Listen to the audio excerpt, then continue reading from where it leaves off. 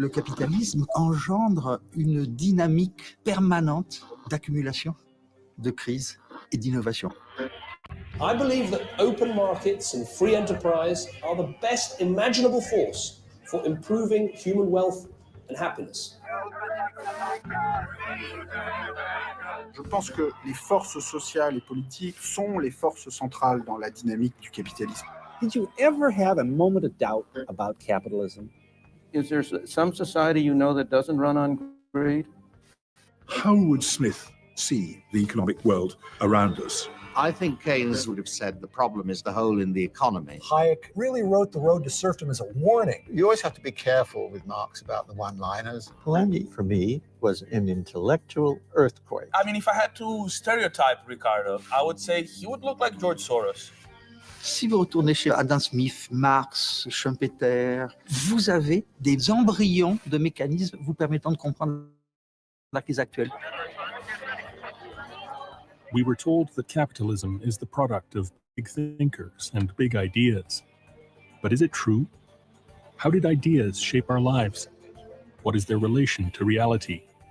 Can they help us understand today's economic crisis, let alone the future of capitalism?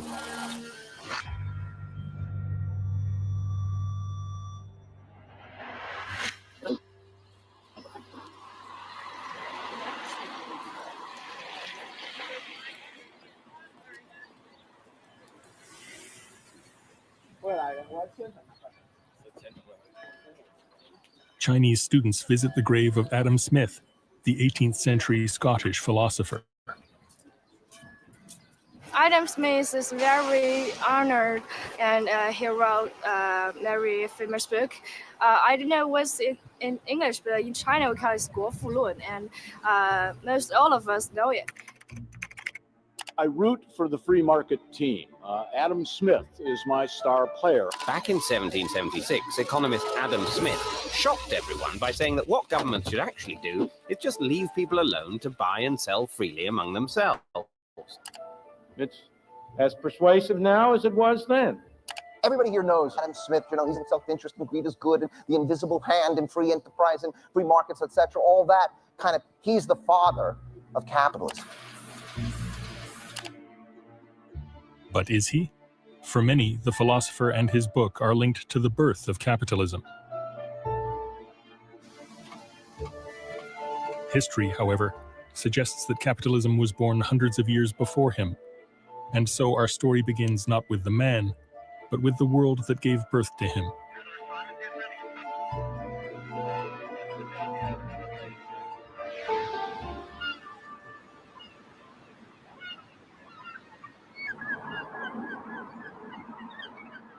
Now, Smith himself was brought up in an interesting port on the east coast of Scotland.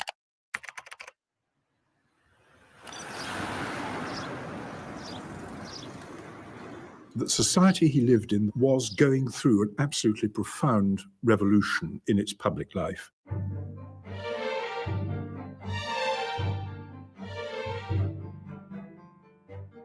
The Glorious Revolution in Britain had brought about a religious revolution in Scotland. And then a few years later, Scotland is united to England by an Act of Union, the Act of Union of 1707, which is still in force. And that again brings about a political revolution.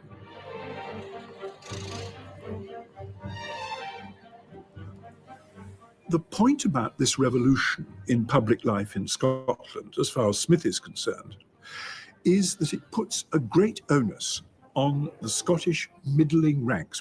And the duty of this class is to seek the improvement of public life, the improvement of Scottish institutions, the improvement of Scottish religion, the improvement, above all, of the Scottish economy.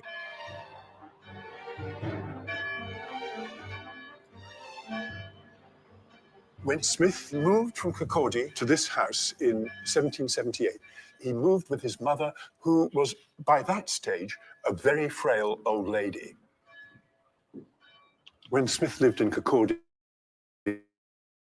he was used to being able to look out onto vast expanses of beach, of sea. Here, he's overlooking gardens, overlooking the Canongate Church, which is he and his mother worshipped at.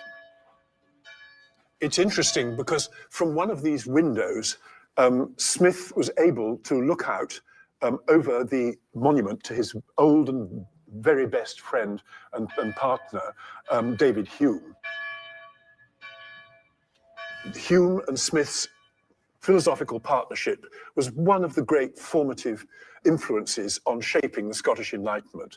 Hume and Smith, two men who were as like as peas in a pod intellectually, both had the ambition to try and develop a philosophy, a science even, that would explain the principles of human behavior, explain the principles of social organization and of historical change without any reference whatsoever to religion.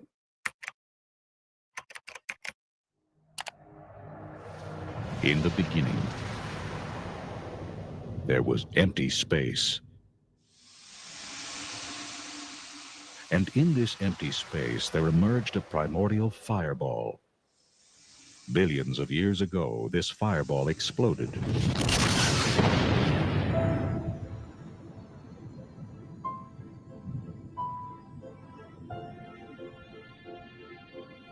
Adam Smith, like other philosophers of his time, was searching for laws that could explain human development, a science of man.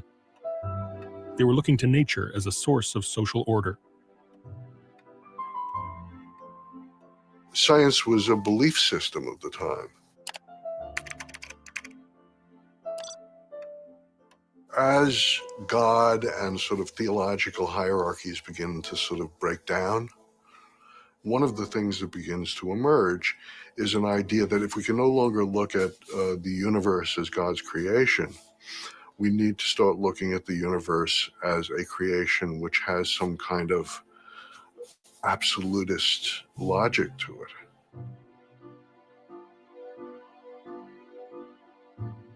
Carl Linne, who was a botanist, decides that he's going to take the entire natural world and define it as a system that is completely integrated and that is hierarchical. And so he starts working on this project called the Systema Naturae, the system of nature.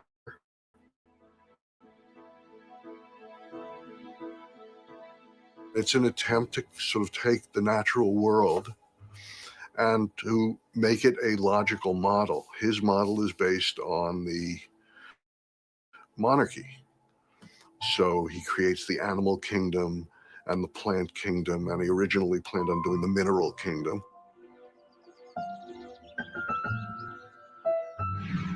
What he's doing is taking the social structure of his time and turning it into a natural hierarchy. In other words, that hierarchy is not something that has been created by the sword, but rather hierarchy and inequality is something that has been created by nature. By the 18th century, which is Adam Smith, in many ways there is already this idea that reason and science and structure are things that are the architecture of truth.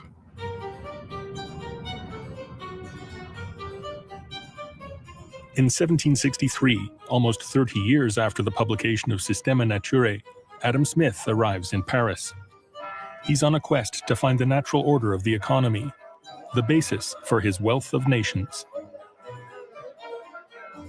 In Paris, he moves instantly to the circle of the physiocrats, the economistes, and to François Quesnay, who is the leader. François Quesnay, c'était un médecin, donc qui n'avait pas, qui était ni philosophe ni économiste, et qui, il faut le dire parce que c'est important, était tout à fait fasciné à son époque par la Chine. Il était très proche des idées de Confucius, d'ordre naturel, de vertu, de société équilibrée, d'économie relativement fixée, figée, avec des producteurs intangibles, etc.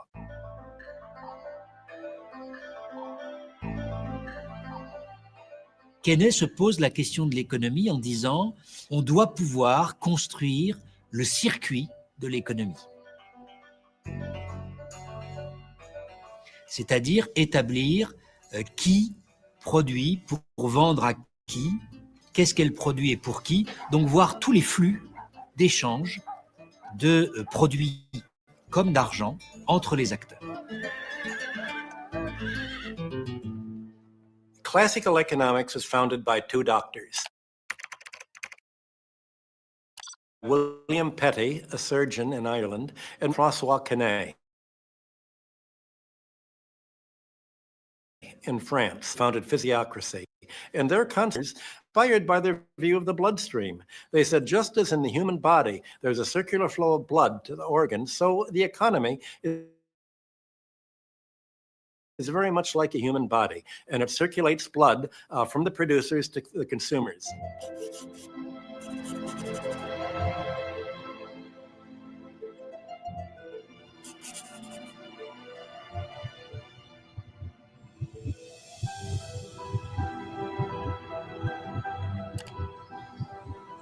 Quesnay était quelqu'un qui, justement par l'influence des idées chinoises de Confucius, considérait qu'il y avait un ordre établi quasi naturel, il disait même un ordre naturel divin qu'il fallait conserver.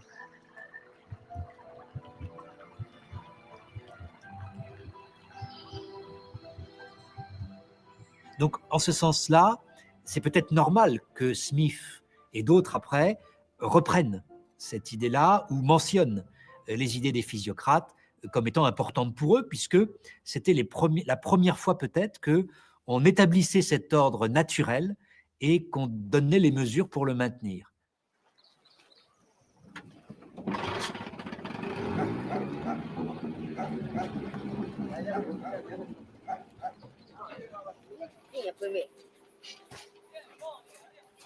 According to Smith, faith in the natural order of the free market could be observed here, in one of the more remote regions on Earth.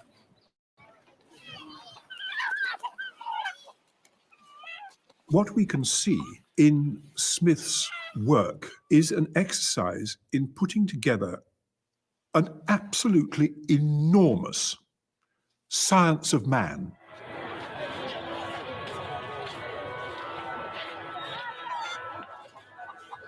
He claimed that the origin of the economy is rooted in the natural human capacity for trading and bartering.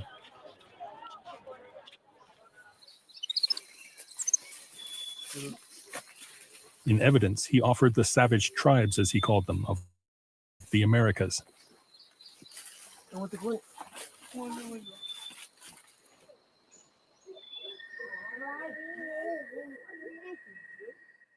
Adam Smith was the first person to really lay it out elaborately and explicitly.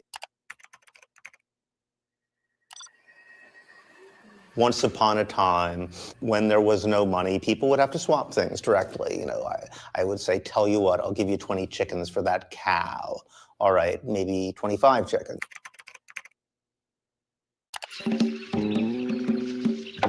When we lived in caves, there were no shopping malls, and people's manners were Neanderthal. I'll give you this for that, that for this. We'll make a trade called barter. I'll give you this for that, that for this. We'll have it made with barter. You know, people would negotiate, they'd come to a deal. That's how the economy worked. Gradually that becomes inconvenient. Maybe you don't want my chickens. I don't have anything else you want. So we settle on one thing that everybody's going to want. That becomes money. It was a radical idea.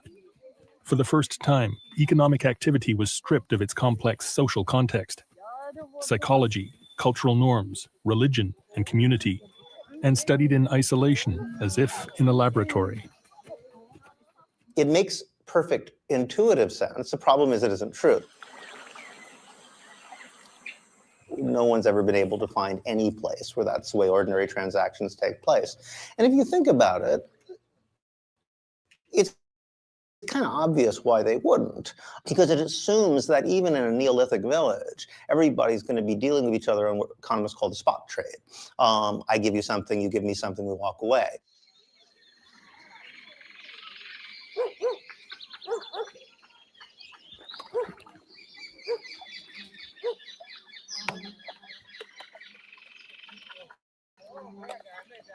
Adam Smith's idea of barter and trade could have easily been demonstrated by the way these hunters in this isolated community barter and trade their hunt. Yes. The problem, however, is that they don't, and they never have. Y ahora, ¿cómo es la repartición de la carne? ¿Solo el que ha cazado lleva la carne a su casa? Sí, el que ha cazado no lleva, pero antiguamente no era así. Antiguamente le cocinábamos así con todo cerdo, sacar su tripa así enterito, una olla grande. Y ahí se le cocinaba a ese animal. Y invitamos a toda la comunidad, a toda la población, ¿no? Y comíamos todos juntos iguales. Ahí.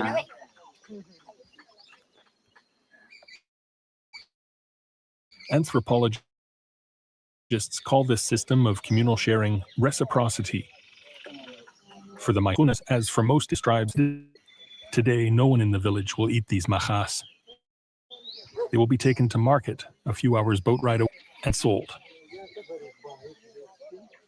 La reciprocidad es un sistema que funciona dentro del grupo, dentro de la familia. Y hablar de familia, estamos hablando siempre de familia extensa, a veces puede ser muy numerosa, ¿no? Yo cazo, yo tengo obligaciones de entregar parte de ese animal a tales y cuales personas porque son las que constituyen mi grupo de relación. Y cuando ellos cacen, cuando ellos capturen un animal, van a hacer lo mismo. Si yo pesco, exactamente igual.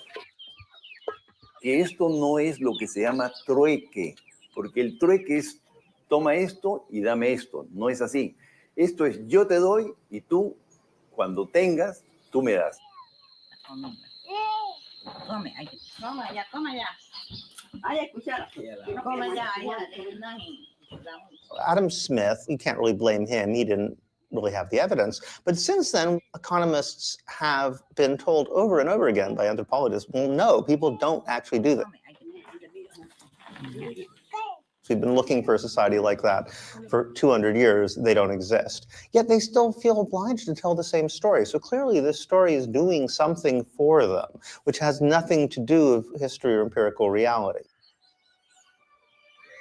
The Maihunas did not evolve from bartering and trading into a market economy, no matter what 18th century theory would have us believe.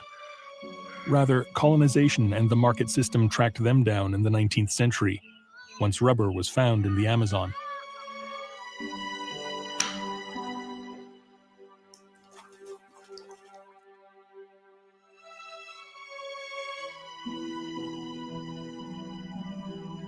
Many Maihunas and other tribespeople were enslaved and murdered during the rubber boom that followed.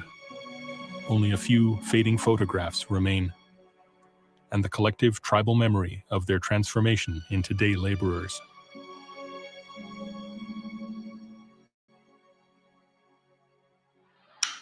Solamente han trabajado como esclavos, han trabajado como personas que solamente como quizás no entendían mucho qué es un dinero solamente para una vestimenta. Entonces prácticamente estas cosas, yo entiendo que esto han trabajado mucho los Maihunas. So if Adam Smith's science of man cannot explain the building blocks of a market economy, how did the market evolve historically? Qui fait le capitalisme? Pour les idéologues, ce sont les grands penseurs, Smith, Ricardo.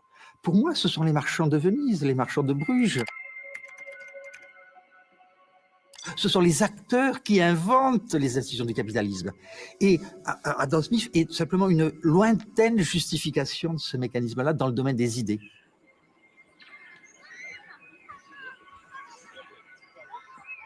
So capitalism was not the product of ideas, but of historical processes that transformed the Maihunas, and indeed all of us, into Homo economicus.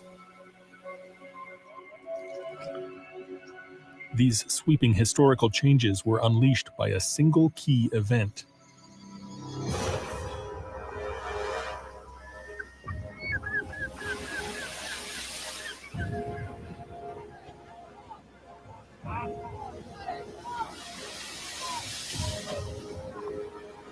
גילוי אמריקה היה מאורע מכונן גם של המהפכה המדעית וגם של הקפיטליזם, של הכלכלה הקפיטליסטית, באופן מאוד מאוד שלוב, הדוק אחד בשני.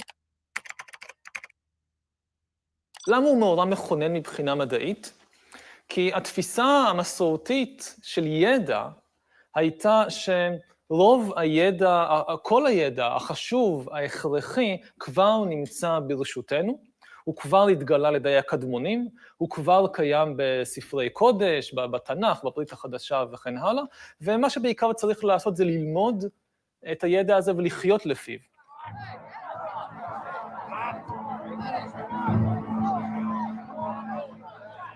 והאירופאים, לא זו בלבד שהם מגלים חצי עולם חדש, אלא מתחילים לכבוש אותו, ליישב אותו, לסחוט ממנו כסף, ממטעי טבק, מטעי כותנה, ממכרות זהב, ממכרות כסף. אתה רוצה לכבוש את אמריקה ולשלוט בה, אתה צריך מהר, מהר, מהר להשיג המון ידע חדש. ידע גיאוגרפי, ידע אנתרופולוגי, ידע בלשני, ידע על צמחים, על בעלי חיים, על אקלים, וזה מה שהאירופאים עושים. So the discovery of the Americas was a formative event for the scientific revolution. But what was its connection to the evolution of capitalism? The interesting thing is that our entire arguments about world history, I think, are on a false basis. We argue, why is it that Europe was in a position to conquer the world and not anybody else? Well, maybe that isn't the right question. I mean, it's very clear that in many periods of time, China, for example, could have easily done what the conquistadors did.15世纪初，是吧？郑和下西洋，从1405年开始，郑和第一次下西洋。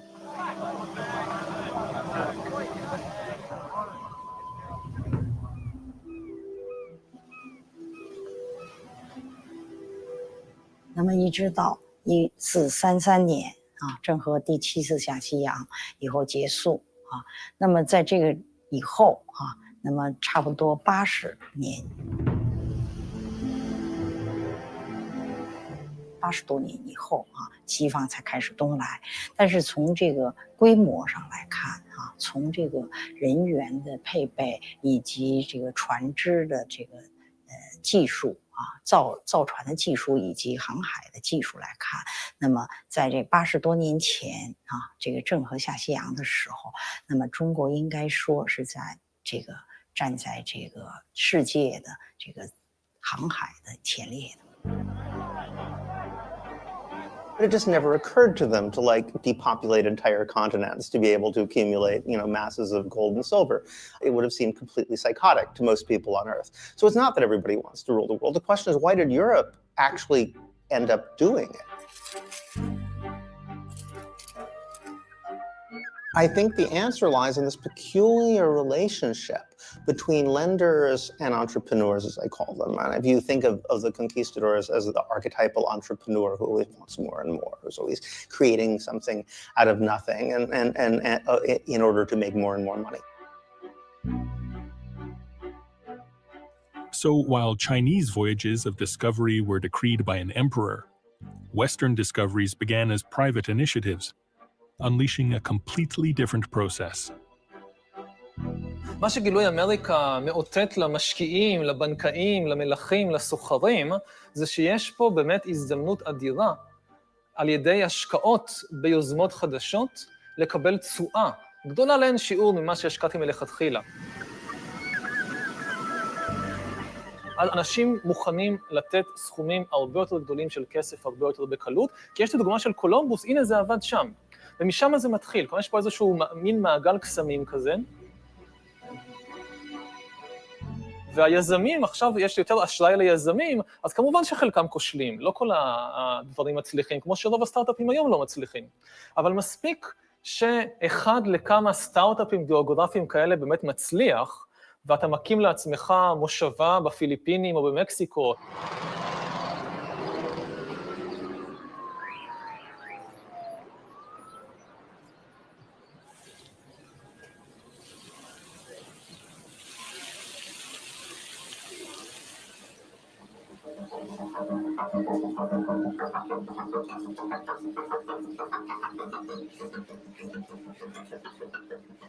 The conquest of Mexico in 1519 by Cortés is an example of this new link, created between geographic discoveries, colonization, and money.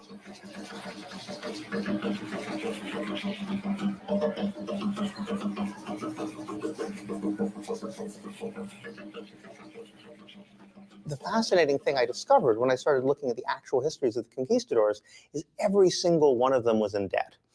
Cortés basically got himself deeper and deeper into debt. He was a gambler. He said, to hell with it, I'm never going to get out of debt. I'm going to borrow even more money and just gamble everything on this crazy expedition.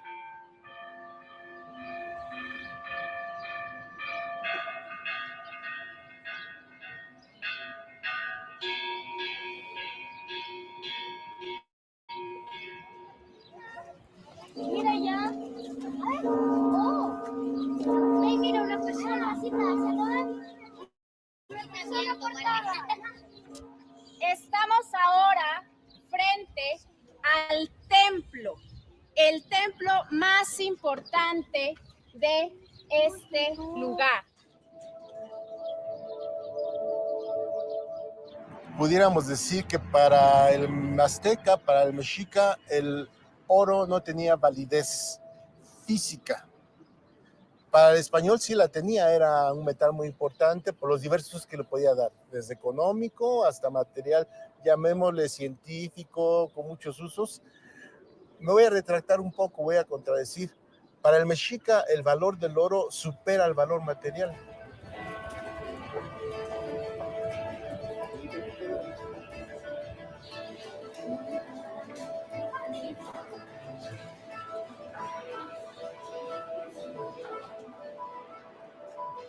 When asked by the envoy of Montezuma, the Mexica king, about his obsession with gold, Cortés replied, "My companions and I are suffering from a disease of the heart, for which there is no cure but gold."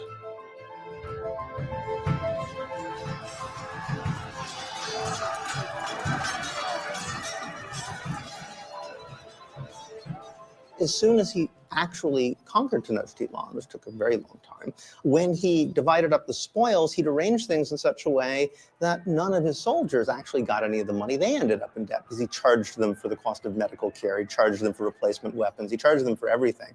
They were all in debt. They were up in arms. They were going to kill him. He finally said, look, okay, I tell you what. I'm not going to let you off the hook. I'll give you a 10-year moratorium. Go off to the provinces and govern those. And so they became these incredibly rapacious governors who just extracted as much money as possible.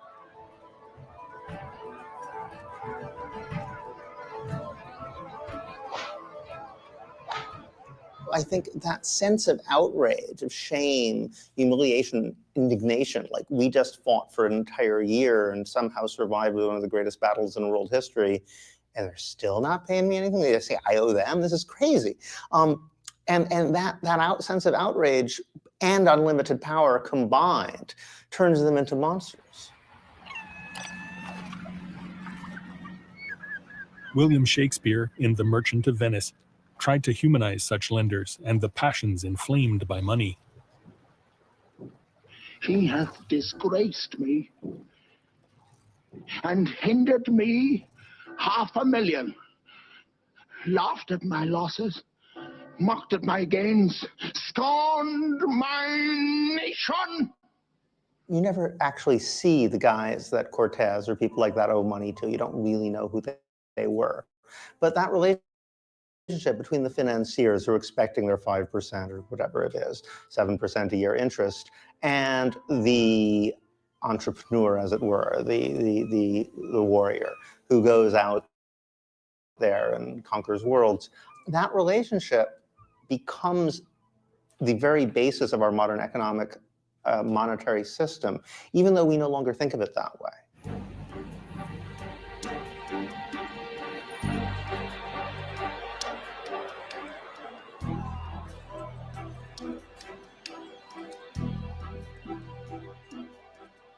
וזה המעגל קסמים של ההשקעות והכיבושים, וזה מעגל הקסמים שמתחיל עם גילוי אמריקה, ומניע את שני מעגלים האלה, גם המעגל של הגילויים המדעיים, וגם המעגל של הכלכלה הקפיטליסטית, של באמת אשראי, השקעות, רווחים, עוד אשראי, עוד השקעות, עוד רווחים.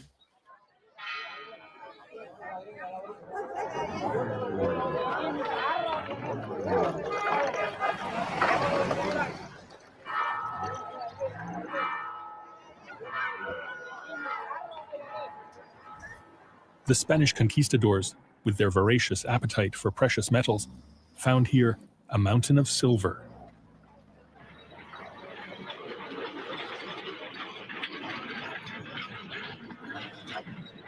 They called it Cerro Rico, the rich mountain.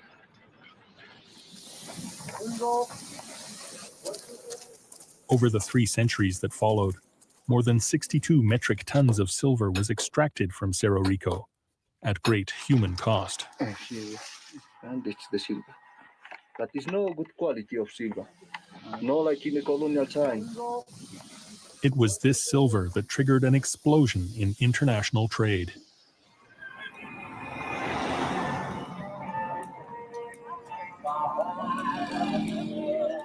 In China, the Latin American silver fueled a dramatic expansion of the commercial market.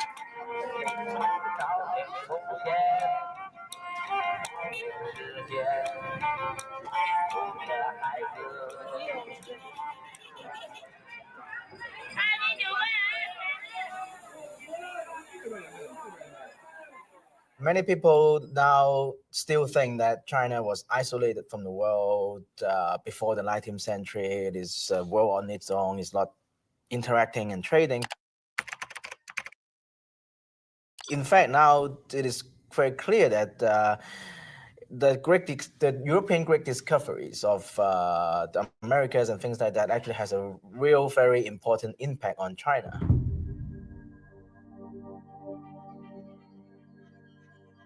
Before the 16th century, the Chinese economy was based on a paper currency. That is, the government prints some paper for people to use in transactions. And it is very unstable because the value of the currency is not based on any precious metal. So the commercial economy was not very advanced until the Chinese government, as an attempt to fight inflation and this economic stability, shift to a silver-based economy.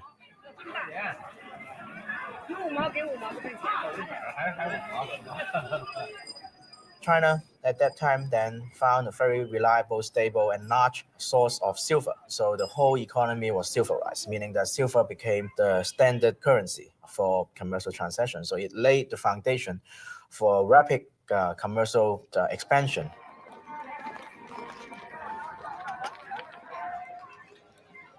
Alors que chez nous, l'économie de marché devient capitaliste parce que le capital prend une position très importante, une position de force. En Chine, c'est sans doute un peu différent. Les producteurs en Chine, que ce soit des paysans, que ce soit des artisans, vont au XIIe siècle avoir un accès au marché libre d'eux-mêmes. Ils vont aller vendre eux-mêmes leur production sans être obligés de se mettre sous la coupe d'un marchand ou d'un capitaliste qui, grâce à son argent, va pouvoir leur avancer quelque chose qui ressemble à un salaire.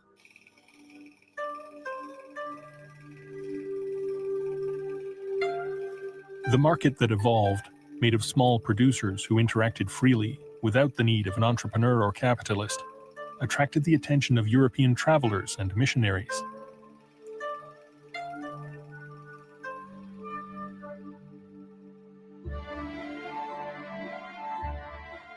Their stories impressed French philosophers and physiocrats, and Adam Smith. The row over a third runway at Heathrow Airport has overshadowed the Prime Minister's first full-scale ministerial reshuffle. But in Britain, the global market fueled by silver from the Americas had a completely different impact.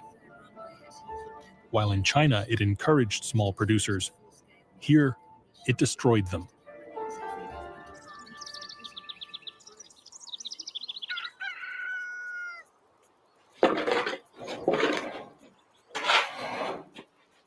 Simon Furley is an advocate for independent small farmers, which has become a rather rare breed since the 16th century.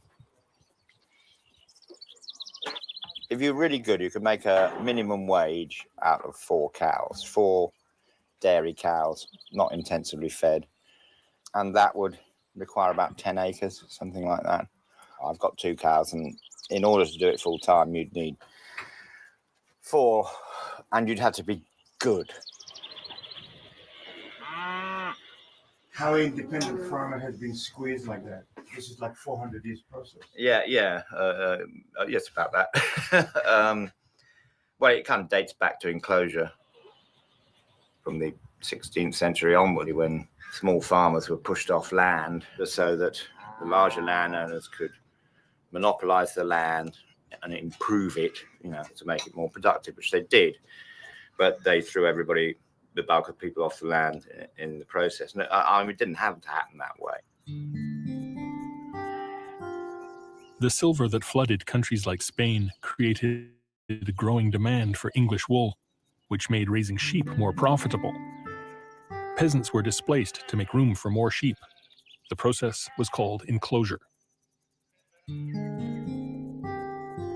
Les enclosures, en fait, c'est le désir des seigneurs, des propriétaires terriens, qui sont parfois aussi des bourgeois au XVIe siècle en Grande-Bretagne. C'est leur désir de faire respecter un droit de propriété qui, jusqu'à présent, était par la tradition plus ou moins géré en commun, laissé en culture pour les populations qui étaient les plus pauvres. Donc, à partir du XVIe, les seigneurs et les bourgeois se mettent à faire valoir leur droit à la terre.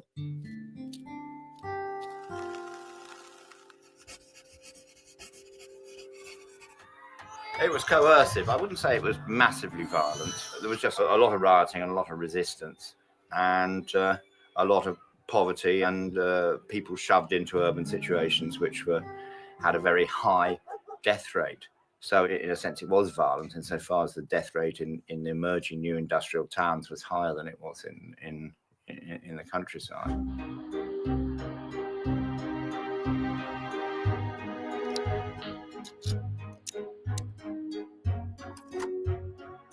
They throw down houses, wrote Thomas More. They pluck down towns and leave nothing standing, but only churches to be made into sheep houses. Les conséquences en Angleterre sont énormes. Que faire à ce moment-là? La seule solution viable à long terme, c'est d'essayer de trouver un travail comme artisan pour filer ou tisser à domicile. Tout d'un coup, une armée de gens totalement appauvris par les enclosures sont condamnés à vendre leur force de travail de façon à pouvoir survivre, tout simplement survivre. This army of dispossessed, homeless, and jobless peasants have become a potential labor force, helping to create a labor market. How do you create a market? That's very interesting. How do you create a market that's disembodied from society? You can pass all kinds of laws, which happened in England between 1650 and about the early 19th century, that criminalize poverty. You can make it a capital offense for the stealing of a handkerchief. Children can be executed. You can imprison people because they can no longer pay their debts. So the amount of terroristic type of laws that are being passed to criminalize poverty, to increase debt, to create human beings that can be bought and sold, that helps bring about a particular kind of market. Come on, Africa. Come on. Come on. Come on. Come on. The people who were thrown off the land lost their connection with the land. If you have access to land, you have a certain measure of independence. You are your own boss, and you're not really beholden to anybody. And whereas once you're alienated from the land, you're in a much more insecure situation, and you're less able to contest the forces of the economy.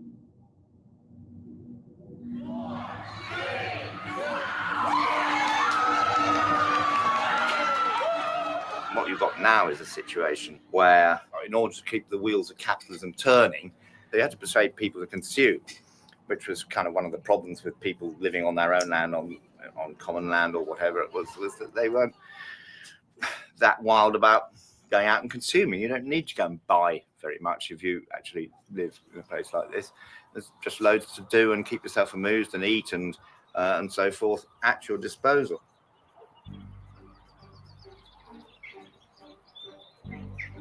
So the trail of silver and gold that began in the New World helped to stimulate a global market that eventually transformed British society. Around the world, private entrepreneurs were using the newly found riches to build empires. Smith is fascinated, as he has to be, by the mushroom spread of empire. After all, every country in Europe is founding colonies in the underdeveloped world.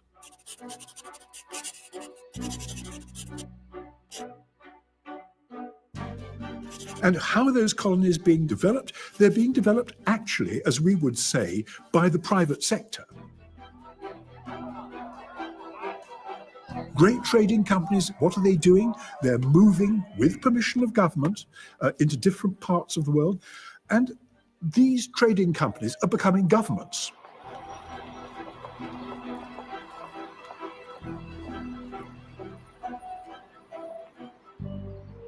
We're standing on the banks of the River Clyde, and in front of you at the moment you can see a tall tower with a blue clock on it. Wealthy merchants, way back in the 18th century, stood on that tower looking down the river to see their ships coming in. And these wealthy merchants had a sort of triangular trading route. They took goods from here in Scotland to the Gold Coast in Africa. The goods they took from Africa to the West Indies was people.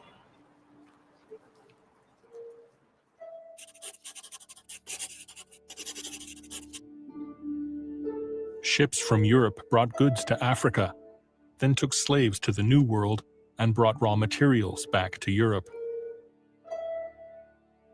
It was called a triangular trade and was mainly a private enterprise, which contributed to the emergence of market economy. The workings of commerce and empire in the 18th century, right the way through Europe, is increasingly dependent on black slavery.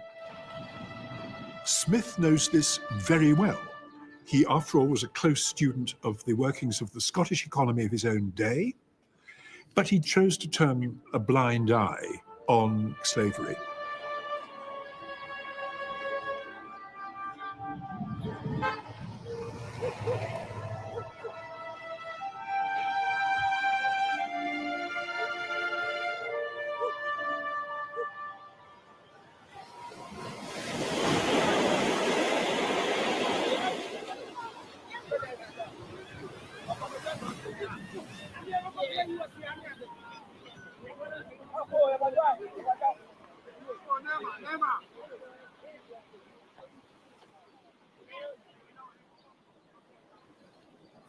By the 1500s, the transatlantic slave trade was well underway, spearheaded by the Portuguese.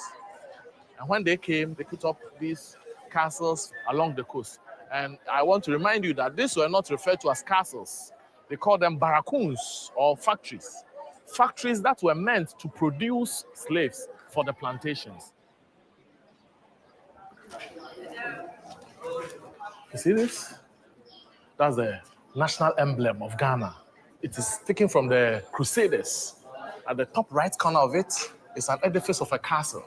Shows the role these castles have played in the social, economic, and political development of Ghana.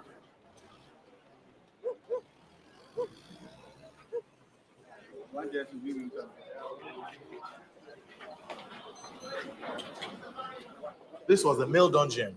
There were no lights. So the hole up there provided them with light and ventilation. And they stayed here for about 3 months on the average.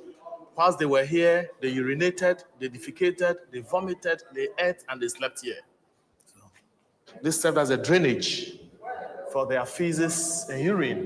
When it rains, water came in to wash the floor. But the whole place got covered with filth. And many of them got sick and died here.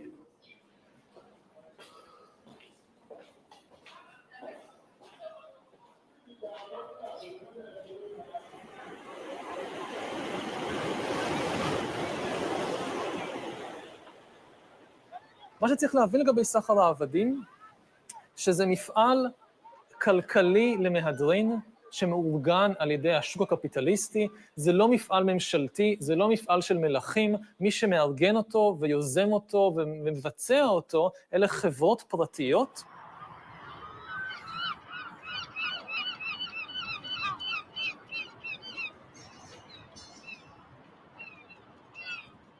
Liverpool became the leading slave trading port in Britain. London and Bristol had kind of dallied with slavery beforehand, but you get to the 1750s and Liverpool really took it to another level.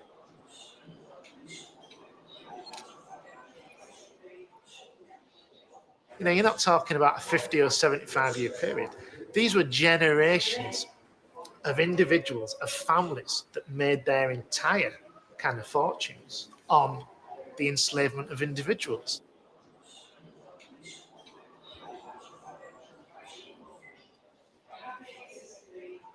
Thomas Golightly was one of the mayors of Liverpool.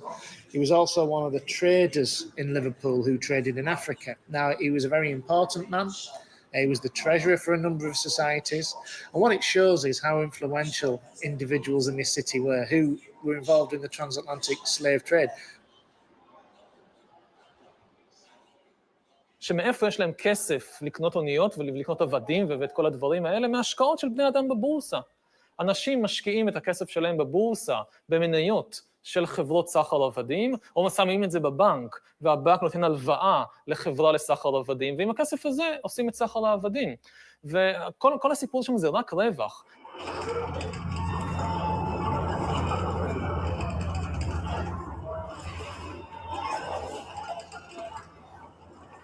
אין שם, זה לא נבע מאיזושהי, נגיד, שנאה גזענית כלפי האפריקאים. לא, הגזענות הזאת הייתה הרבה יותר חלשה, הגזענות היא תוצר של העבדות, היא לא משהו שבא לפני העבדות.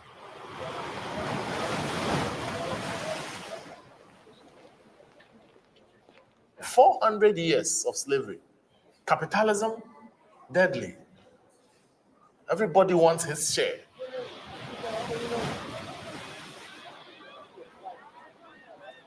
It is often said that Smith was insensitive to social movements and social change of his time. Perhaps the elephant in the Wealth of Nations room, slavery.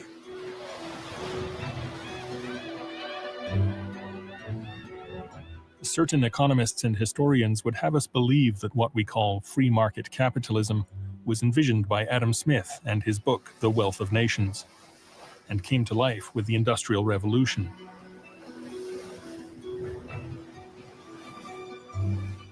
But the origins of our present-day economic system can be found more than 7,000 kilometers across the Atlantic, and 200 years before the publication of Smith's book.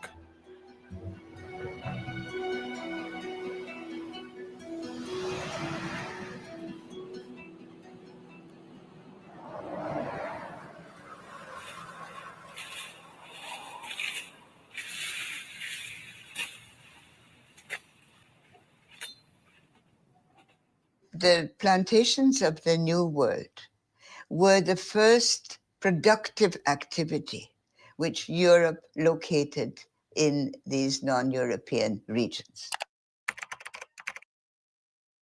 Prior to that, they either looted or they traded, and they looted and they traded, and they occupied and they settled.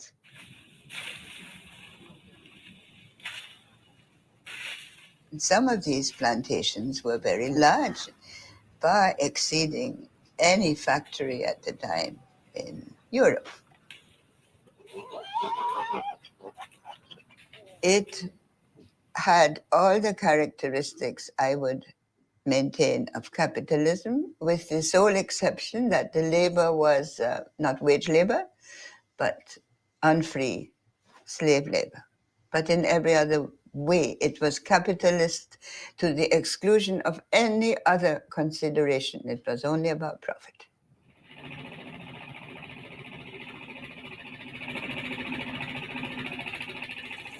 For Smithians in general, they have a hard time relating extra economic coercion like slavery with sort of normal economic transactions. And therefore, things like slavery, they associate it with some kind of barbaric, primitive, pre-developed, underdeveloped society, which cannot possibly be related to a modern, developed economy.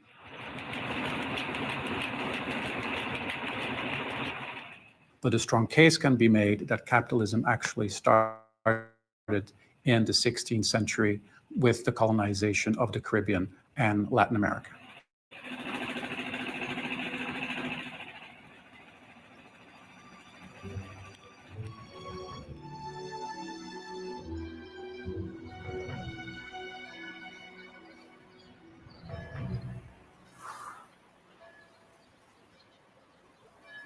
Le capitalisme échappe même à ses créateurs. Vous voyez très bien, il a sa propre dynamique. C'est un fauve très difficilement contrôlable. Et on utilise de façon ad hoc la plupart des arguments théoriques, mais clairement, il échappe même à l'intelligibilité des meilleurs des acteurs.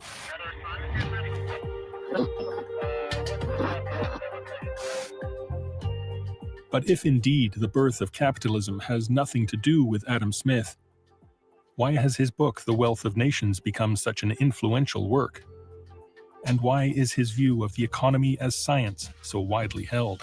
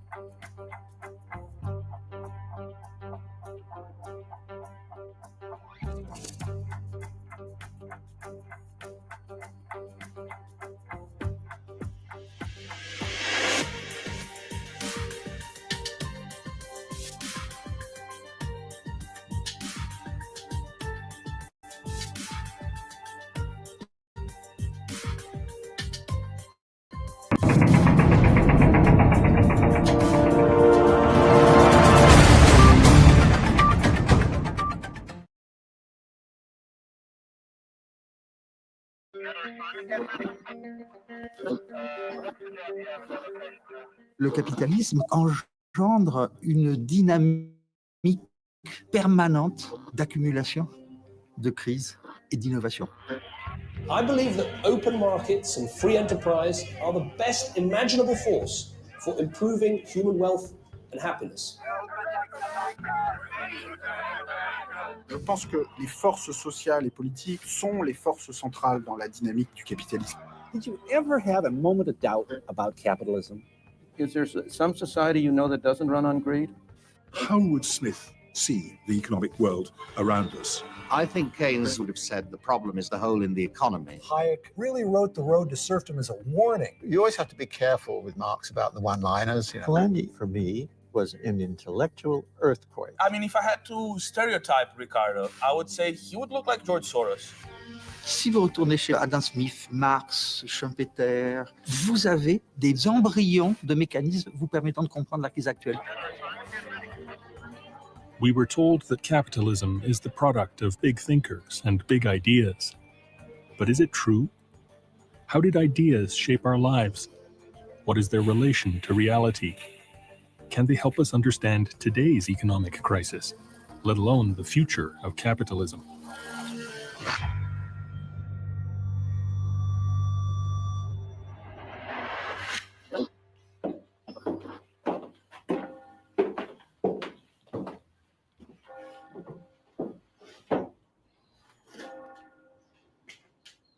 Smith moved to this house in 1778. That's 2 years after the publication of The Wealth of Nations. It's quite likely that this was the fireplace of the room in which Smith staged the most disastrous moment in his intellectual career.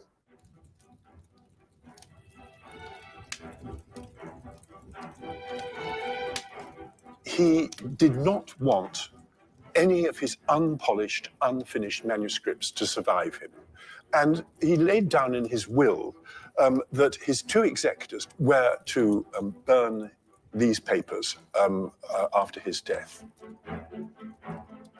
But that wasn't enough. And really, almost days before his death, he summoned his executors and said, I want you to do it now. And they sat there in front of the fire and systematically burned all his unpublished manuscripts. What has survived was simply 2 highly polished works, his great theory of moral sentiments and his even greater Wealth of Nations. The Wealth of Nations, which survived the fire, has been presented over the centuries as the founding book of the free market system.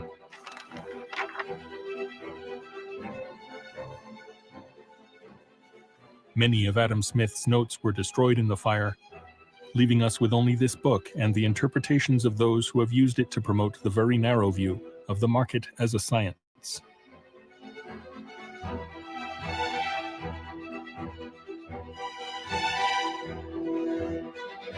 The history of The Wealth of Nations as a book is actually quite interesting.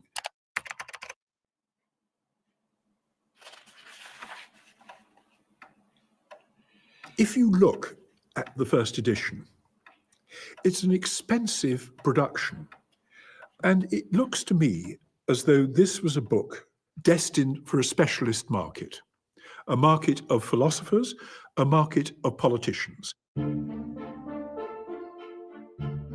But what's interesting is by the time you get to the latter part of Smith's life, to the edition of 1784, it's now become a cheap edition. It's now become a mass-produced edition. In other words, what's intended for a specialist market is now becoming something like a bestseller. And it's going to stay like that. The book has never been out of print. It's always been a bestseller. It does raise questions about what turns a specialist book like that into a bestseller. I think part of it is that it looked as though Smith had actually done what Newton did for the natural sciences.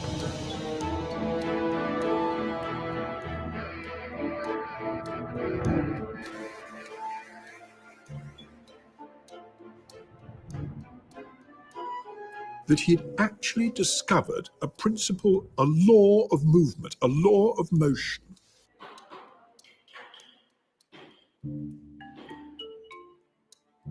Je crois que Adam Smith a créé le cadre conceptuel de la théorie moderne contemporaine, des individus en interaction sur des marchés. Mais il n'a pas fait de modèle, il n'a pas quantifié. Pour lui, c'était une vision de l'économie marchande.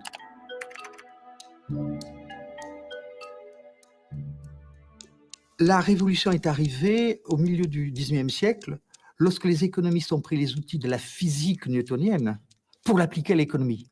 Au point que là, l'illusion a été de trouver l'équivalent des lois physiques pour l'économie.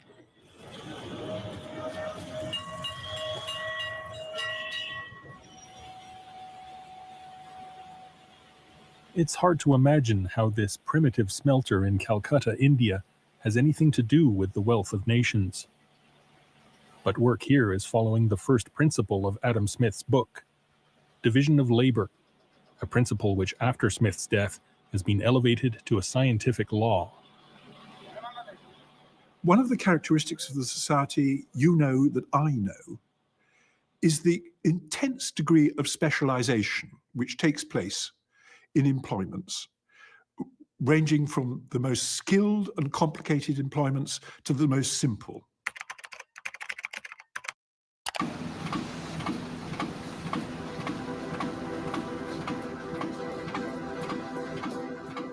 To take an example, the trade of a pin maker could perhaps, with his utmost industry, make 1 pin a day.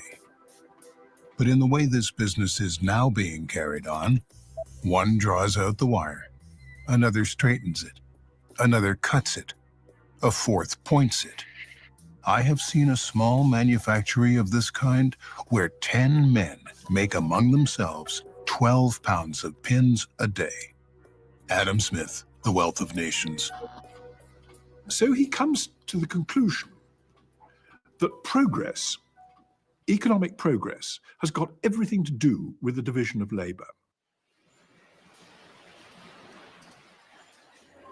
No wonder the division of labor has been treated as the equivalent of a Newtonian law. After all, it has been the engine of wealth creation used in the manufacture of almost every product we know. From a sophisticated iPad to a single pencil. For Smith's followers, the division of labor has become a pillar of the free market economy. To enable millions of people to cooperate peacefully together, we need to understand how it is that a free market works. I know no better way to bring this out than by a very simple example called I the Pencil. This is the only prop I have for this TV show. As you can see, it's a plain yellow pencil. There's nobody in the world who knows how to make a pencil. Now that seems like a silly thing to say, isn't it? This is just the most obvious thing. It's only a piece of wood with something black in the middle and a little red tip at the end. What do you mean nobody knows how to make a pencil? Well, suppose you were to start to set out to make a pencil.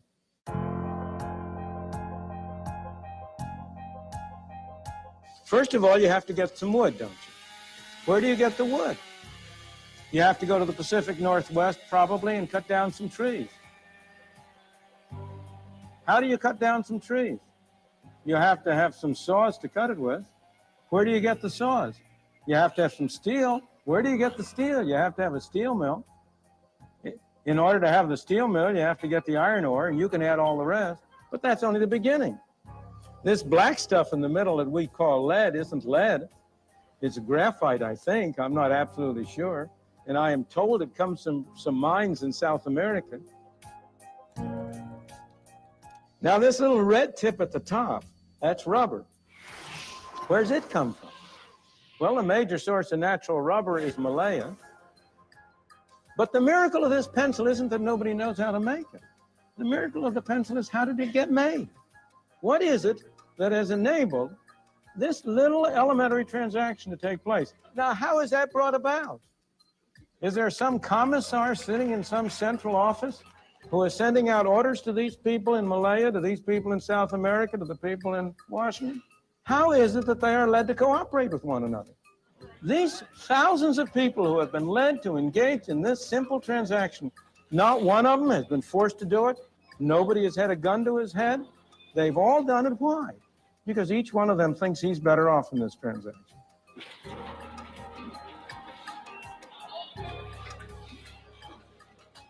En fait, le mot liberté joue un rôle énorme dans la diffusion du libéralisme, puisque l'idée intuitive est suivante: pourquoi enlever à quelqu'un le droit de transacter sur un marché? C'est un droit élémentaire, et pourquoi ça serait mauvais? Eh bien, c'est tout simplement que, par exemple, si je suis un pauvre paysan qui négocie par rapport à une grande multinationale, c'est la multinationale qui fait le prix et pas moi. Donc, le premier élément, c'est que je suis libre de transacter sous un effet d'asymétrie du pouvoir qui fait que je n'ai aucun rôle dans la formation du prix. An iPad factory in Shenzhen, China. A global assembly line for parts that come from all over the world. The 21st century global version of Adam Smith's pin factory.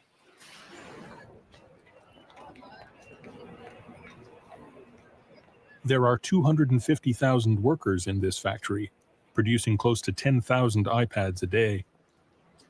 But can we call the workers who manufacture them free? 我们做的工作也是就是流水线，然后机台留下来，我们也就是做的就是很机械的事情，就是测试这个机台。所以说生活嘛，工作嘛，我感觉还是蛮枯燥的。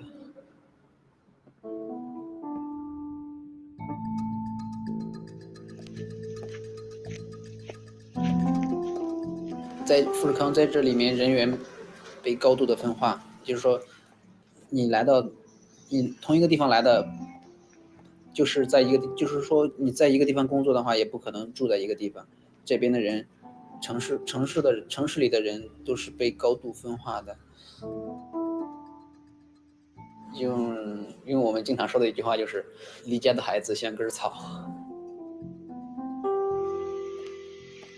So this is the moral dilemma at the heart of the wealth of nations. The economic logic of division of labor versus the human cost to achieve it.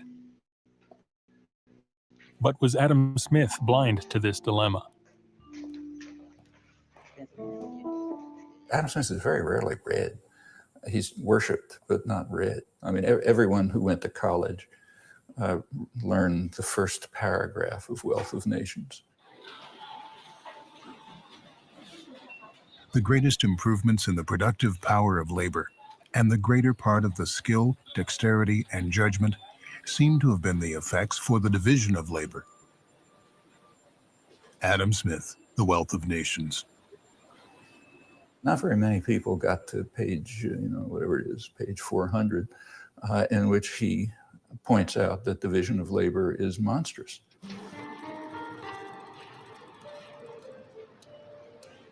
In the progress of the division of labor, a great body of people comes to be confined to a few very simple operations.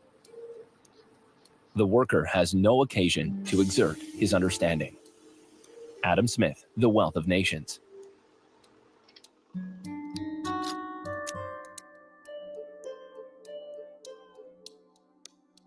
It turns people into creatures as stupid and ignorant as a person can possibly be. It's a person who just becomes a machine.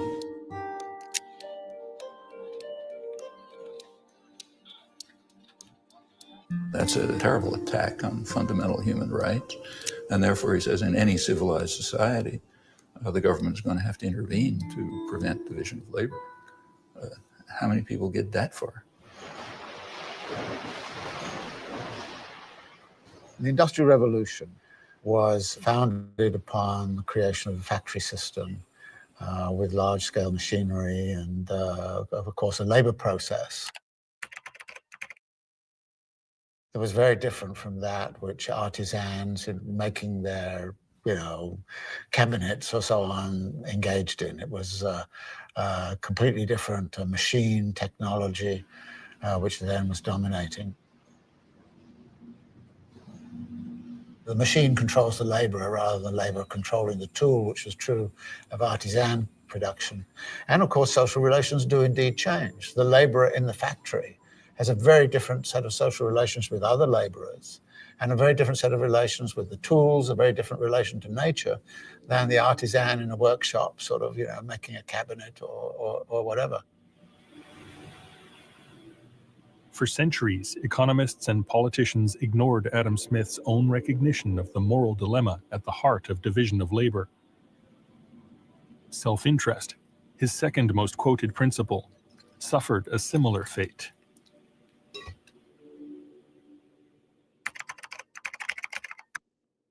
Please welcome the Nobel laureate in economics, Milton Friedman, right there.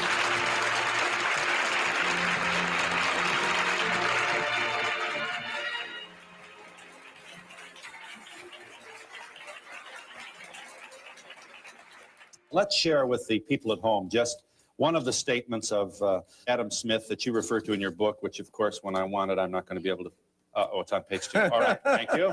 By pursuing his own interest, that is to say, his meaning the person engaged in free enterprise, Adam Smith says, he frequently promotes that of the society more effectively than when he really intends to promote it.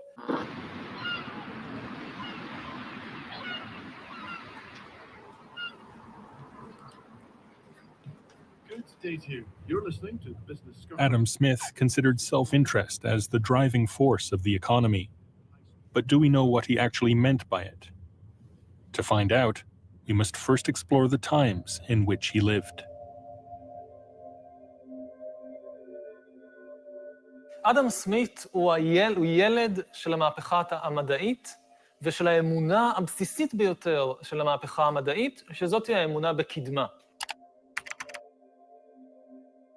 רוב ההיסטוריה, רוב בני האדם תפסו את ההיסטוריה כקפואה ואפילו מדרדרת. ובמישור הכלכלי, האמונה הזאת בהיסטוריה הקפואה ומדרדרת הייתה תפיסה מאוד מאוד נפוצה, שאי אפשר להגדיל את סך העושר בעולם. סך העושר בעולם הוא קבוע, כמו איזו עוגה כזאת, ואתה יכול לחתוך את העוגה בהרבה מאוד דרכים שונות. אבל רווח של אחד תמיד יבוא על חשבון ההפסד של מישהו אחר. כלומר, הכלכלה היא משחק סכום אפס. אדם סמית אומר שנקרא win-win situation. כולם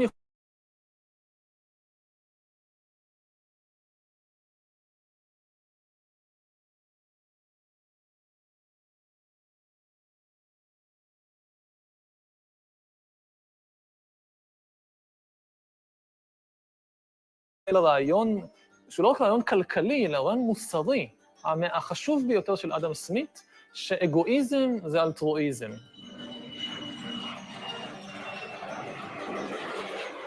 הרווח הפרטי שלי הוא משהו שעושה טוב לא רק לעצמי, אלא לכולם, הוא בעצם מגדיל את העוגה של העושר העולמי, ומאפשר לעוד אנשים ליהנות מזה, ובבן אדם העשיר יקנה מוצרים מהאנשים האחרים, וככה גם הם יתעשרו, או יפתח עוד מפעלים, עוד בתי מלאכה, ויספק פרנסה לעוד אנשים.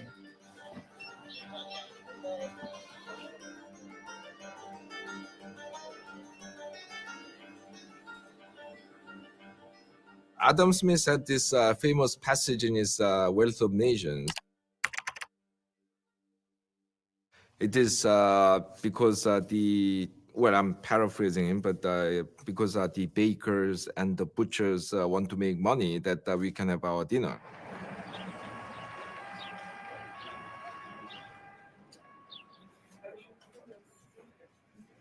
He started all this myth about selfish individual, self-seeking being the predominant and almost exclusive human motivation. Now, one has to grant that Adam Smith was actually a bit more sophisticated than his followers.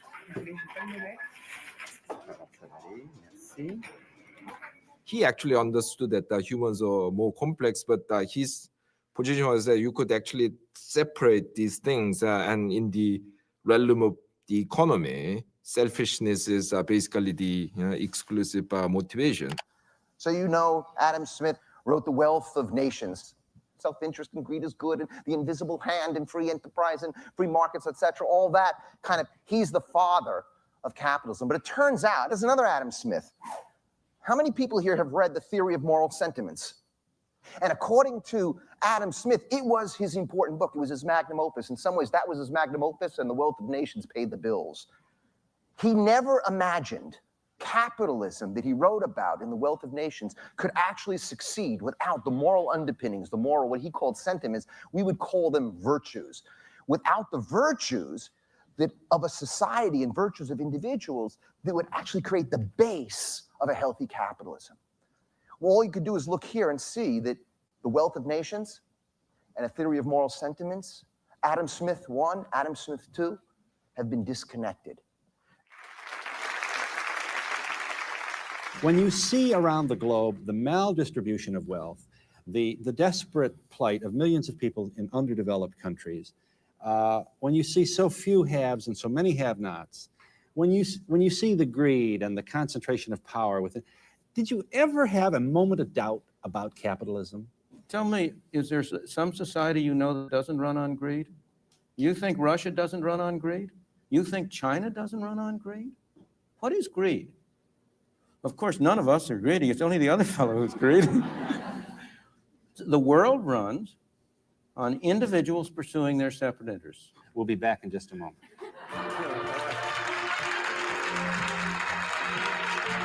Of course, we are all, to an extent, selfish. Some people more, some people less. But we also have many other motivations. I mean, we have solidarity, we have loyalty, we have sympathy. You know, I mean, all these motivations are real. And we really, I mean, need to design a system that exploits all these complex human motivations. Because if you begin to assume that everyone is selfish, everyone's only out to promote his or her own self-interest, and then you have to suspect everyone, you have to monitor everyone all the time, and the system will actually grind to a halt. The great achievements of civilization have not come from government bureaus. Einstein didn't construct his theory under order from a bureaucrat. Henry Ford didn't revolutionize the automobile industry that way.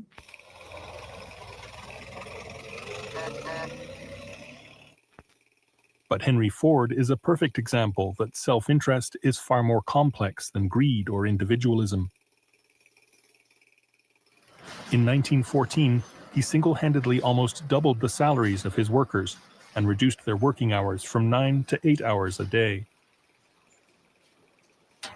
Increasing their salaries, he claimed, will turn workers into consumers. It will help to expand the economy and his car sales.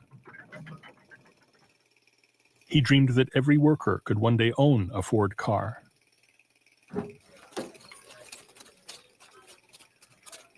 Non-selfish motivations are important. Then, good managers know it. I mean, they'll talk about, persuading people, connecting to people, providing a vision, creating the esprit de corps, I mean.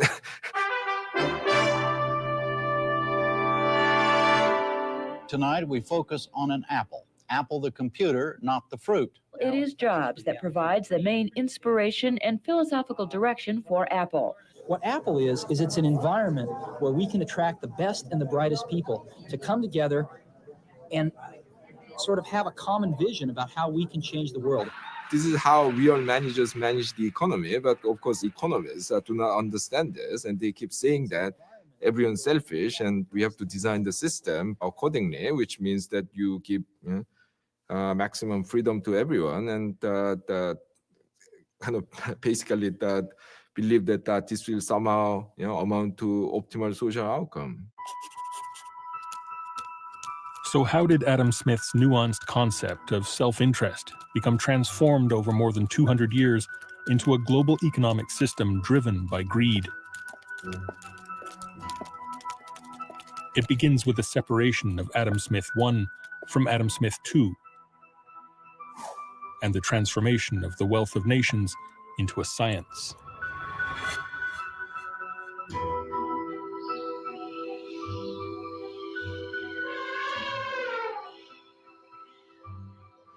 The doctrine of self-interest was the economic equivalent to the law of gravity.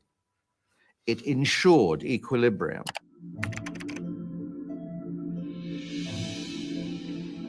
If everyone was free to pursue their self-interests in markets, you would get an equilibrium, optimal equilibrium, which was equivalent to the equilibrium of natural bodies when they were free to move as well. So I think the analogy with physics was very, very strong. What they ignored completely was how human beings actually behave.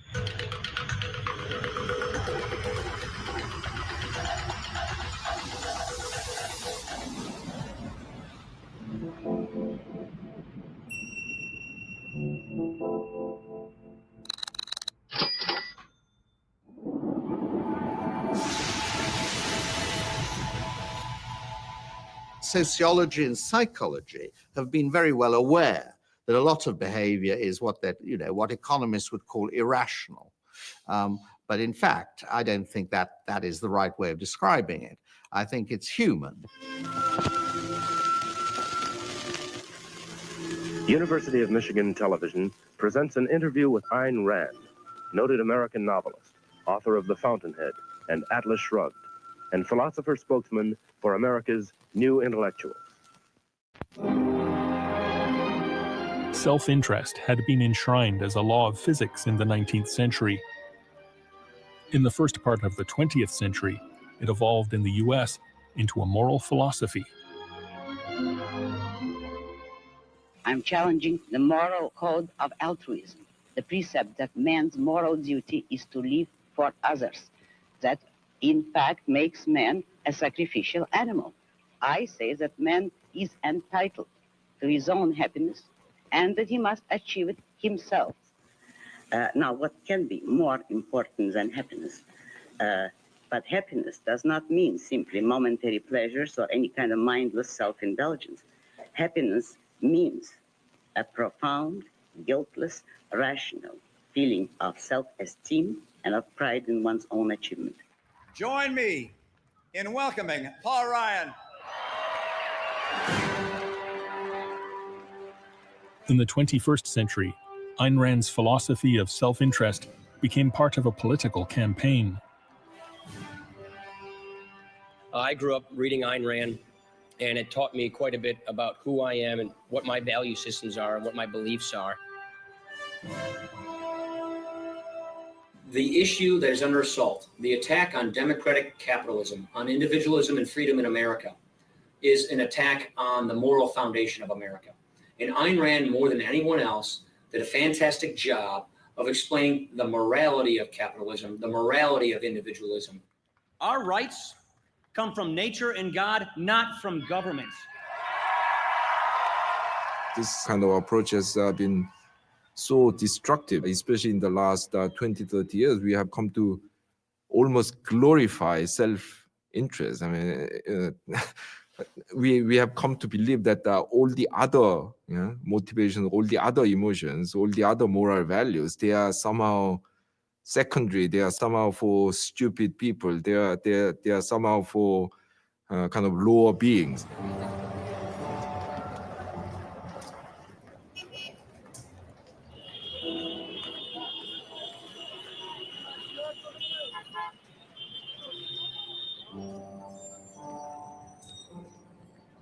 That has created this system where people are actually expected to be ignorant of the broader social framework. They are encouraged actually just to look after their own interests, and we are living the consequences today. There are two words which over the centuries immortalized Adam Smith and The Wealth of Nations. They've become shorthand for global economic activities, transforming self-interest into a magical mechanism, an engine for a global economic system.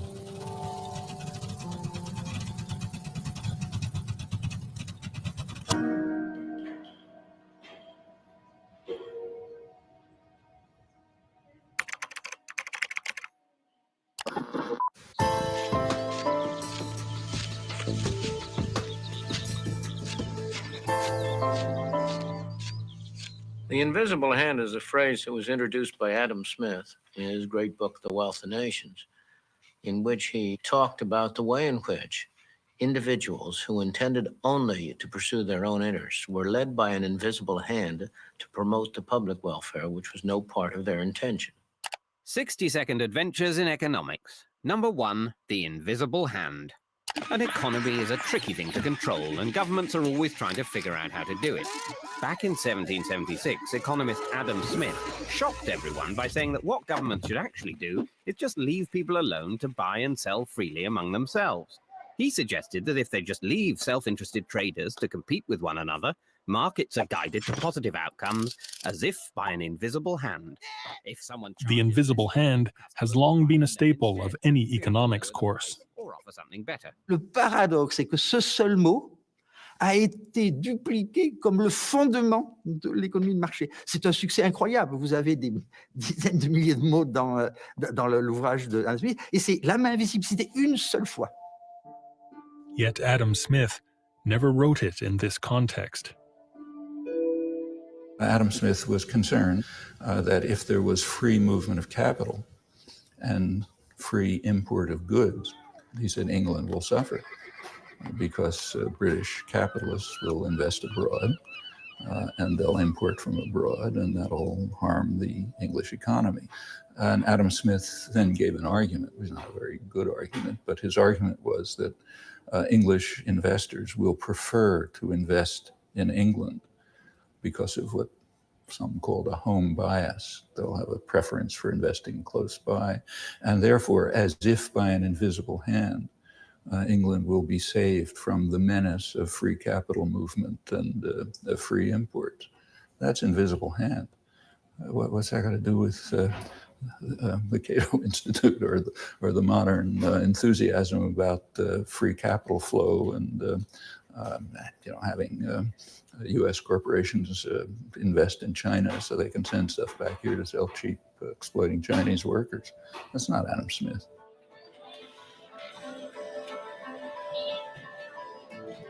La main invisible est apparue comme la façon de lutter définitivement contre la mainmise de l'État sur la vie économique pour mieux se libérer du féodalisme. Vous voyez le succès instantané. Et de nos jours, on a remobilisé les années 50 pour essayer de tuer l'état du bien-être, la fiscalité progressive, et dire il faut laisser les agents s'auto-organiser. Mais vous voyez, c'est une réinvention d'une tradition.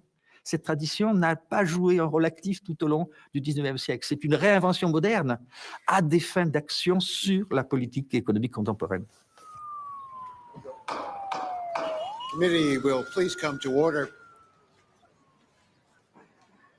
Today is our fourth hearing into the ongoing financial crisis. In 2009, in the wake of the financial collapse, Alan Greenspan, the former head of America's central bank, the Federal Reserve Board, was invited back to Washington as the man who, more than others, promoted deregulation in the name of the invisible hand. Today in this hearing, Dr. Greenspan, I want to start with you. You have been a staunch advocate for letting markets regulate themselves. And my question for you is simple. Were you wrong? I found a flaw. You found a flaw in the model that defines how the world works, so to speak. In other words, you found that your view of the world, your ideology was not right. It was not working. Precisely. No, that's precisely the reason I was shocked, because I've been going for 40 years or more with very considerable evidence that it was working exceptionally well. Which model was he referring to? Alan Greenspan's intellectual career began with Ayn Rand. He was among her disciples, an enthusiastic believer in her theory of the supremacy of rationality. It is only since the Industrial Revolution, the birth of a free society, the society of capitalism, that there was a new class of men, which is the free producers of material goods, the businessmen, the industrialists. That is the man who lives by means of reason. That is the man who, in his psychoepistemology, is not guided by his immediate perceptions nor by his emotions, but by logic, by his concepts, by reason. That is the man whom I call the producer.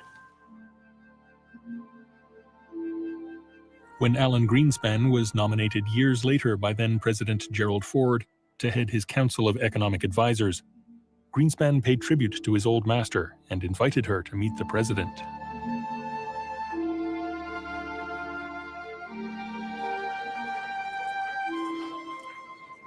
Three years before the financial meltdown, Alan Greenspan visited Kirkcaldy, Adam Smith's birthplace, in commemoration of the great thinker. One could hardly imagine, Greenspan said, that today's awesome array of international transactions would produce the relative economic stability that we experience daily if they were not led by some international version of Smith's invisible hand.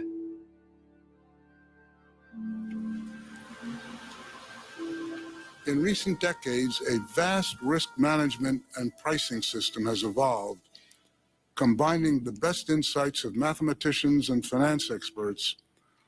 The whole intellectual edifice, however, collapsed in the summer of last year. And so, with magical and mystical words like invisible hand, words which were taken out of context, the intellectual structure of free market was created.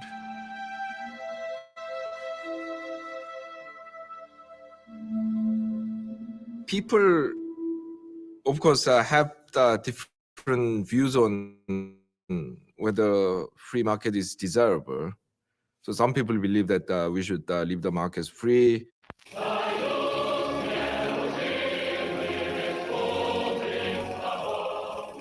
Other people say the free markets are not very good. We have to intervene in it to ensure social justice and equity and so on. But most people would actually accept that there is such thing as a free market. I mean, you may or may not like the free market, but you will know it when you see it. But that's the biggest myth about capitalism, because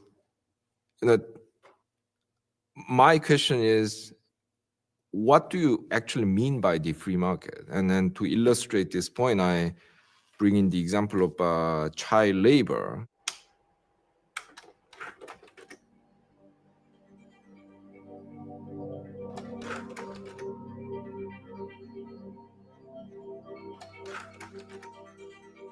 Today, in all the rich countries, there's restrictions on child labor.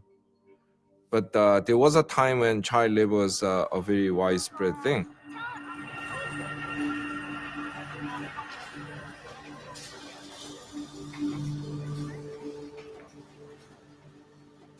Famous author Daniel Defoe in the 1720s famously praised certain regions of England that were producing textile for being able to offer employment to children from the age of 4 or 5 and allowing them to make a living.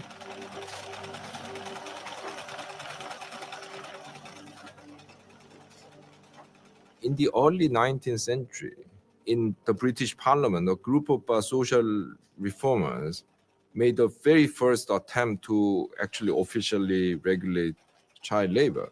Now, even then, a lot of people were against this regulation because they said this regulation is trying to undermine the very foundation of a free market, namely the freedom of contract. So they said, these children want to work, these people want to employ them. What is your problem?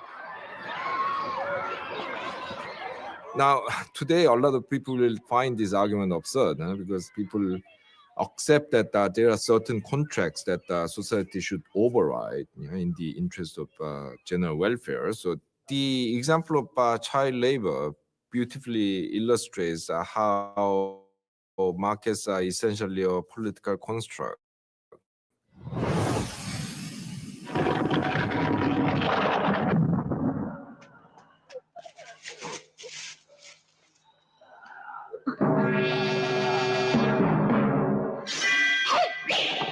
All markets are propped up by a huge range of regulations. I mean, I liken it to the piano wires that these kung fu masters use in Hong Kong the martial arts movies. Markets are like that. I mean, once you accept the underlying political values of certain regulations, these regulations become invisible, like those piano wires. Do we remember slavery? A true free market without those piano wires, where the only considerations were profit and losses. A market which was once widely accepted as the norm.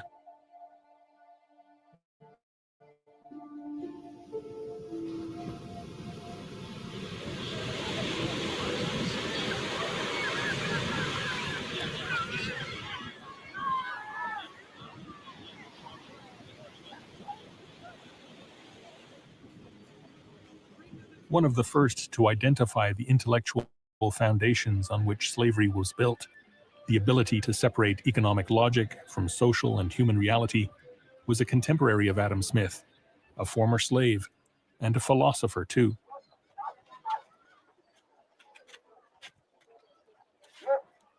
He's buried here in Shama, Ghana, in the shadow of a former slave castle. We have gathered around his tomb just to give glory to God for giving us this wonderful philosopher.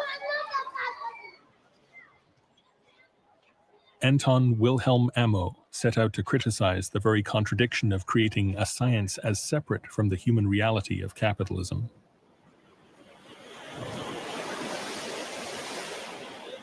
Amo's journey began, as do those of so many before him, on a slave ship out of Africa. Among the enslaved who came in, among the people who were being made into commodities, were people who were from some of the courts.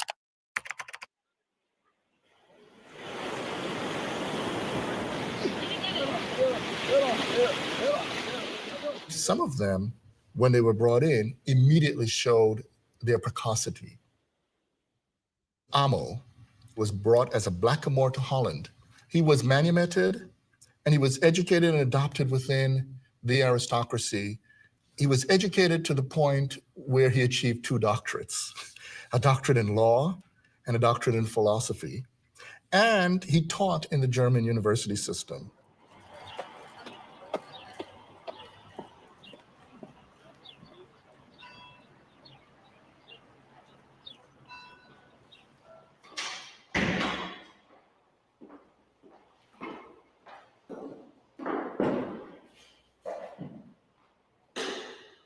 Amo, der erste Schwarzafrikaner, der an einer europäischen Universität studiert hat, hat sich bei uns eingetragen, und zwar unter der Nummer 488 das ist der 9. Juli 1727 gewesen.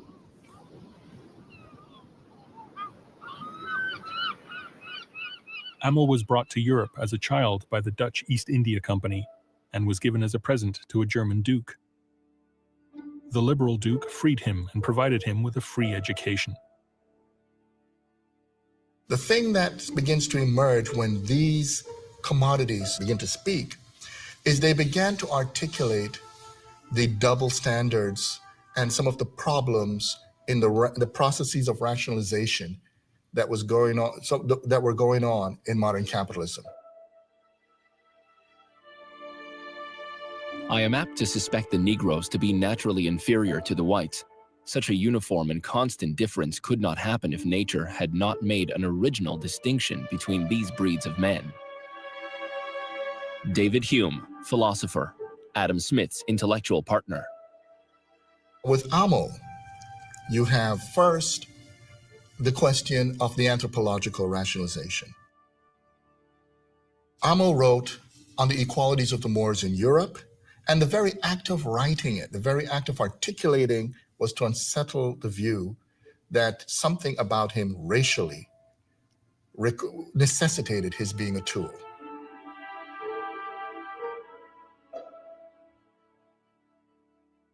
As we know, René Descartes, the famous French philosopher, articulated reality as being dual, having mind and body. Well, Amo basically said that if mind were really separated from body, mind couldn't feel anything.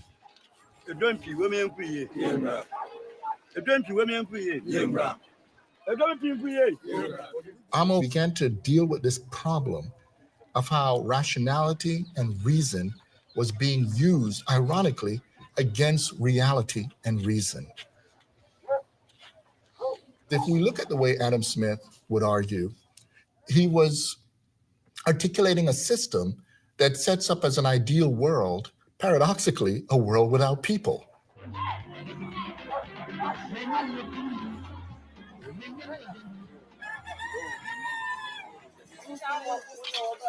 People tend to want to be free, people tend to have values, people tend to be not as neatly predictable.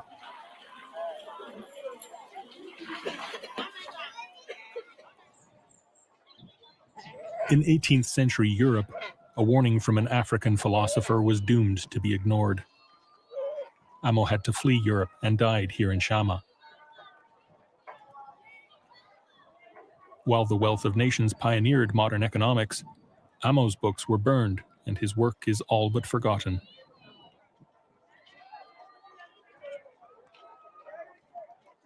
Je crois qu'Adam Smith commence à raisonner, comme va le faire l'économie après lui, hein, sur un monde en partie virtuel, en partie déconnecté de tous ces éléments de violence.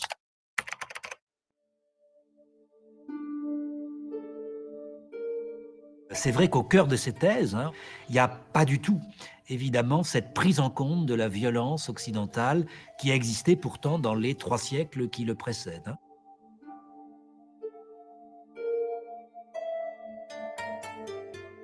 כמו שבאמת בתקופה של סמית עצמו, אז הקפיטליזם חשף את הפנים המכוערות שלו דרך סחר העבדים, שהונע מחוסר אכפתיות כלפי העבדים, וההתייחסות לסחר העבדים ולכל העבודה של העבדים במשקפיים כלכליות טהורות. מספרים, רווח, הפסד, לא מעניין אותי שום דבר אחר, אז ככה התייחסו לבני אדם.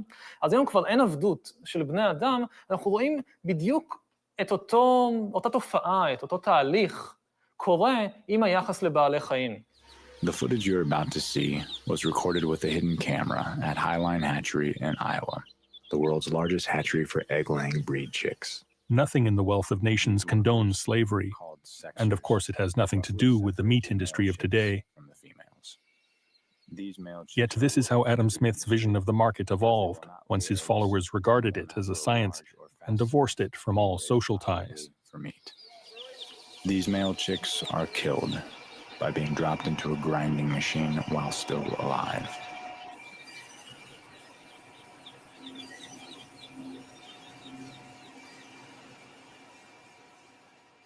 שגם שם אומרים בעלי חיים בתעשיית הבשר, הביצים, החלב, שמים את המשקפיים, הכל מספרים, הכל רווח, הפסד, מניות, אחוזים, ביקוש, היצע, שוכחים שיש לנו פה עסק עם יצורים חיים. Here a worker uses a hot cautery device to painfully burn off the calf's horns, a common dairy industry practice known as disbudding. No anesthesia was used to reduce the calf's pain during this harsh and invasive mutilation. ואף אחד לא חושב על זה, זאת אומרת, מי שפותח את המקרר או להוציא חלב לשים בקפה, הוא לא חושב על זה שמשם הגיע החלב שלו. אבל אין פה שנאה.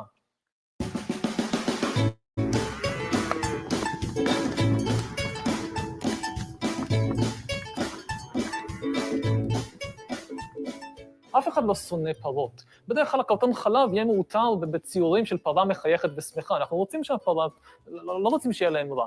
הם פשוט לא חושבים עליהם. ומה שמאפשר לנו לא לחשוב עליהם, זה באמת האופן שבו בנויה הכלכלה הקפיטליסטית, הכלכלה באמת, העולם שאדם סמית חוזה, עולם שיש בו אך ורק רווח והפסד וביקוש והיצע ומספרים, וכל השאלות וכל השיקולים של מוסר ושל דת וכן הדברים האלה, להוציא את זה החוצה.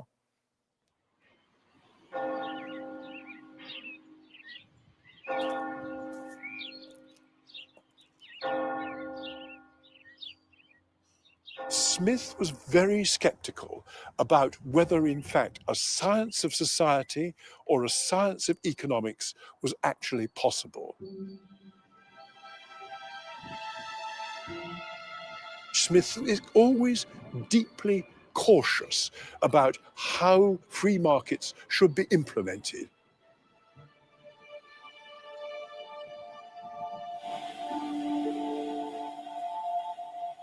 The questions which Smith thought were exceedingly difficult to address about social justice, about fairness, and about maintaining the fabric of society itself might actually be impossible to address.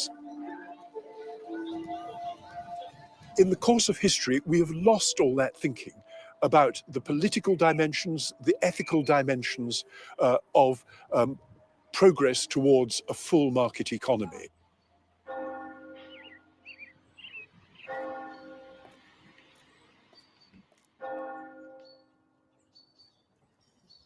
J'ai une grande admiration pour Smith parce qu'il est anticipateur du capitalisme. Smith anticipe le caractère révolutionnaire de la division du travail qui va en proportion de la taille du marché. Et alors moi, j'ai toujours vu Smith comme ayant un siècle d'avance par rapport aux autres théoriciens, alors que tous les successeurs vont avoir quelques siècles, un demi-siècle de retard. Et pour aller jusqu'à la plaisanterie, la théorie néoclassique actuelle a un siècle de retard.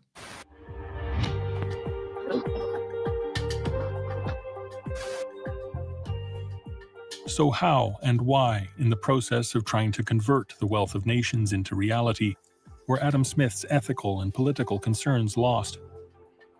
Greed won, and societies were restructured along the logic of the market.